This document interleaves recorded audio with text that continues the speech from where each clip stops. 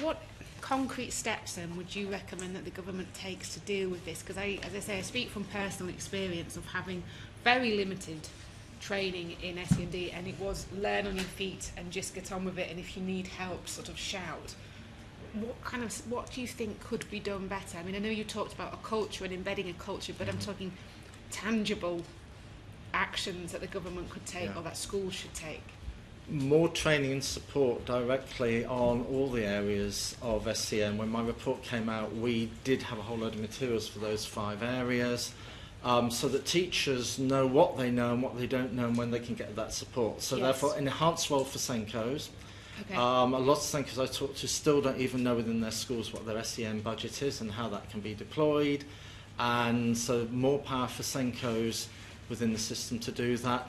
More programmes that come in and support teachers. I said I'm chair of Achievement for All. We run a programme where we go into schools and we support those schools around quality first teaching, how to talk to parents, more training about how to talk to parents, more training on wider outcomes, and more support for schools where we go in and we provide that underlying support for schools to be able to do that. The government supported us for the first 3 years of our existence. Now we're like anybody else selling into individual schools.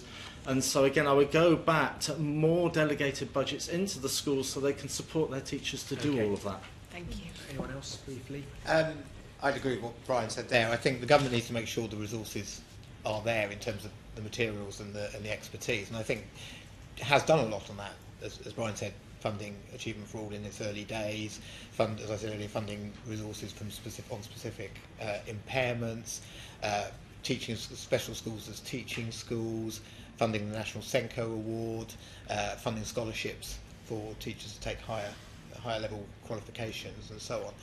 Make sure those resources are there, and then making sure actually the lever's on schools, because the primary responsibility for the continual professional development of staff is with the schools they are in. So if the accountability framework is right, the levers of schools are right, that they're going to be judged on how their children with special educational needs are doing, they are going to invest those resources they have on training in a different way, and that is actually the way to drive it. Lucy. Are there any resources in schools for teachers to be able to teach parents how they, the parents, can help their children at home in educational matters?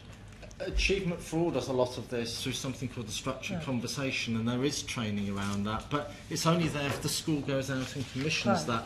There's nothing routinely within teacher training or even continued professional development that really supports teachers in engaging with parents, and we know that where that happens, there's good homeschool working, outcomes increase, attendance increases, and the whole commitment of the parent to the school and what's happening increases, and you get better outcomes for children as a result.